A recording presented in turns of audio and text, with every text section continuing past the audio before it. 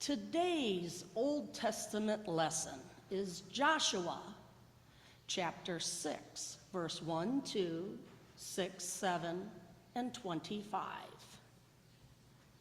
Now Jericho was shut up inside and inside and out because of the Israelites. No one came out and no one went in. The Lord said to Joshua, "See, I have handed Jericho over to you, along with its king and soldiers." So Joshua, son of Nun, summoned the priests and said to them, "Take up the ark of the covenant, and have 7 priests carry 7 trumpets of ram's horns in front of the ark of the Lord." To the people he said, "Go forward and march around the city.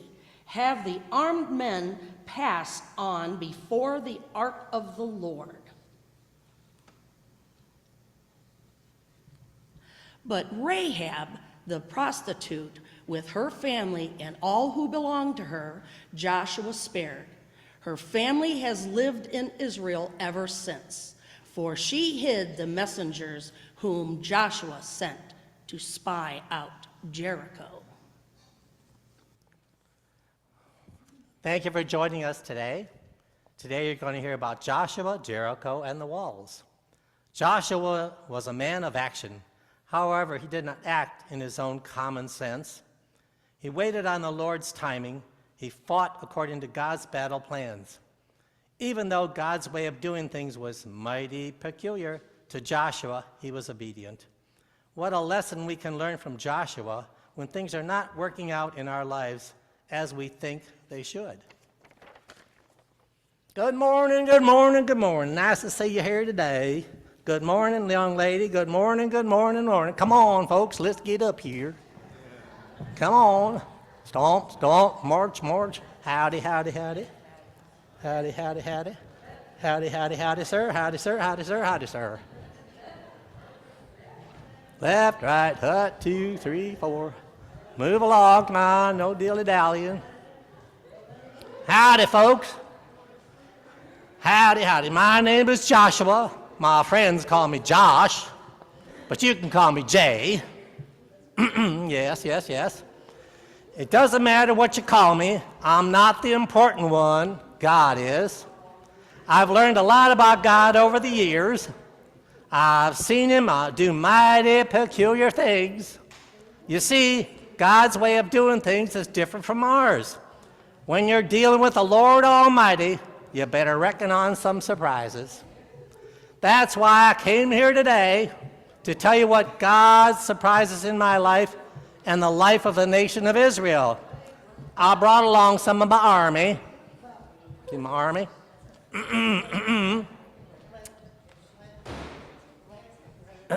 There we go. They used to be trumpet players. They've just recently taken up ringing the handbells. But be patient with them.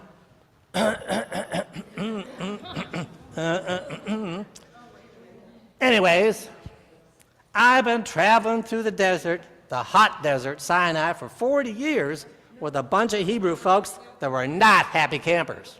No. They griped about the bread, they griped about the meat, and they griped about the water, and they threw terrible wild parties.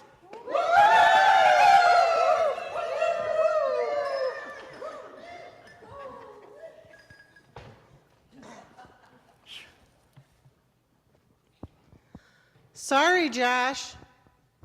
Won't happen again, boss. Shameful behavior, shameful. They forgot the miracles God performed to those he freed from slavery in Egypt. What was God going to do with these ungrateful people? I'll tell you what I'd do. I shipped the whole herd back to Egypt. But God couldn't do that. He made a promise to lead them into the land of Canaan. And God doesn't break his promises. So he waited around a while until all the grouchy folks got old and died. That's what you got to do. Wait. The grouchy ones get old and die. There you go. That's when Moses, my boss, told me I was in charge of leading the young'uns into the promised land.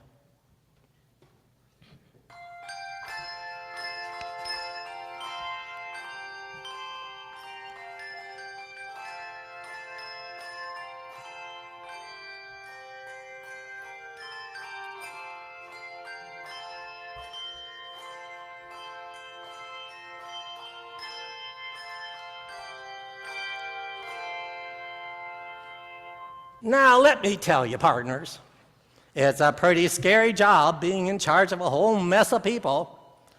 The Lord told me to be strong and courageous and to trust in Him. Whew, I did. I relaxed a little bit until God gave me my first chore. He told me to take that Israeli scout troop on a hiking trip through the Jordan River.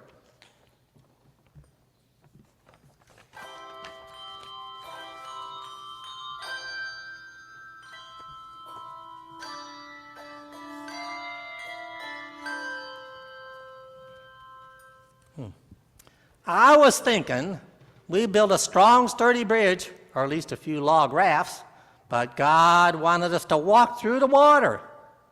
Yeah, right. That's when the surprises begin. That very minute our feet touched the river, the water parted, and we crossed on dry land. It was much more exciting than building a bridge. Finally, we're in the land God had promised to us. The people who lived there had heard about us and the greatness of our God, but they weren't very friendly. In fact, when we came to the walled city of Jericho, they wouldn't even come out and welcome us to the neighborhood. No, sir. The king of Jericho ordered that the city gates be locked. Now I ask you, is that very nice? What about Rahab? Well, I was getting to that. Just hold your handbells. Thank you. Like I was saying, they were pretty unfriendly folk, all except for a woman named Rahab. You see, right before we crossed the River Jordan, I was getting a tad curious about the land God had promised to us. So I had to peek. I sent out 2 of my best scouts to visit Jericho.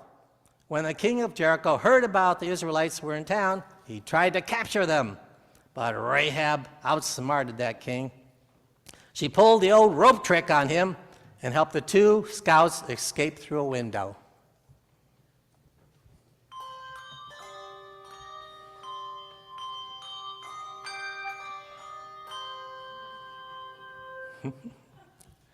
In return for her kindness, we promised to spare her and her family if we had to fight against Jericho, and that's what we had to do. The trumpets of Jericho wouldn't come out to play. We had to do something about it, but the city was so big that We can't go over it. We can't go through it. We can't go under it. Gotta go around it. I was thinking we'd build some tall ladders or use hooks and ropes to scale the walls, but like I've been telling you, God's ways are different. He told us to march around the city of Jericho for 7 days. For 6 days, we went to march around one time with the priests tooting their trumpets. Then on the 7th day, we were to march around those walls 7 times. Then the priests were to blow their trumpets extra loud. And all of us were to let out a whoop and a holler. That's when God said those all walls could fall down to the ground.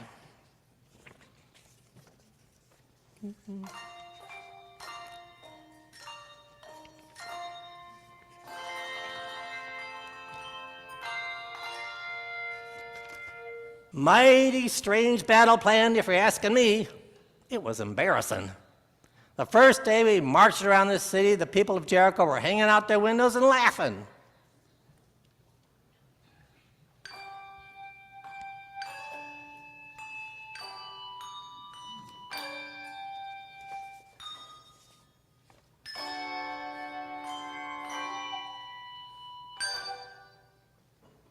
The second day, the children threw water balloons and confetti at us and sang, Ring around the city, isn't it a pity? Crazy, crazy Israelites. On the third day, the mayor of Jericho proclaimed a holiday. The townspeople had an all-day picnic on top of the walls to watch the parade.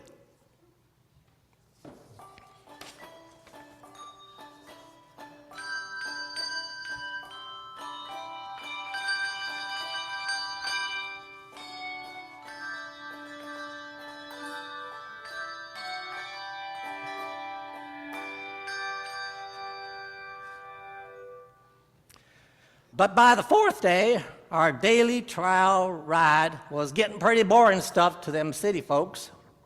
I hate to admit it, but by the fifth and sixth day, my troops were starting to get a little nervous. Do you really think they're going to fall for it? I hope we don't blow it. I've still got confetti in my hair. Early in the morning on the seventh day, we got up, ate our Wheaties, and prepared to march. We had seen our God do mighty things for us. We knew he would keep his promises. 6 times we marched around, and the priests blew their trumpets. Then on the 7th time around, I gave the cue for everyone to shout, and those tall walls bit the dust.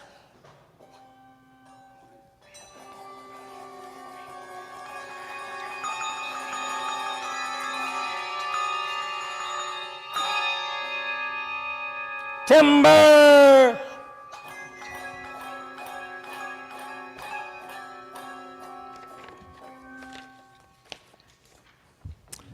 The Israelite army ran over the fallen walls right up to the shocked people of Jericho and said, Surprise!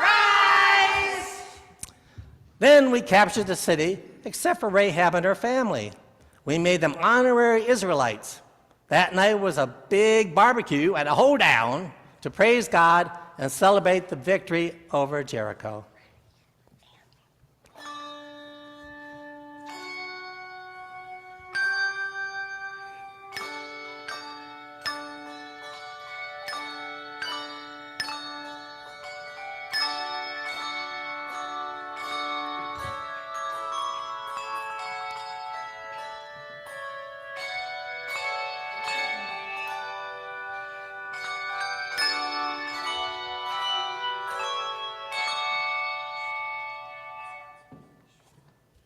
Well, folks, that's my story.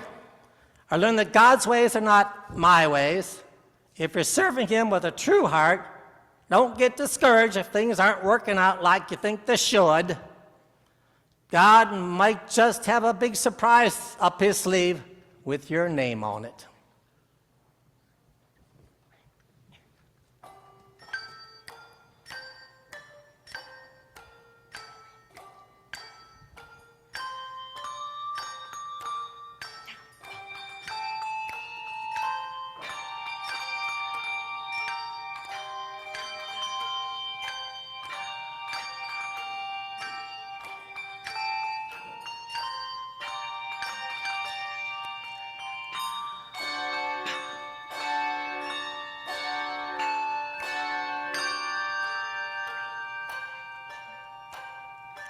And the walls came tumbling down.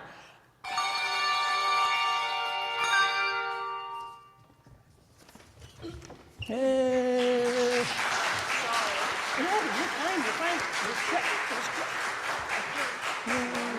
Let's get out of here. Right. Thank you kindly. Thank you. Thanks for listening to us today. Remember what he said. Thank you kindly. Oh. Thank you to the Bell Choir. They did a lot of rehearsing for that. I hope everyone enjoyed it.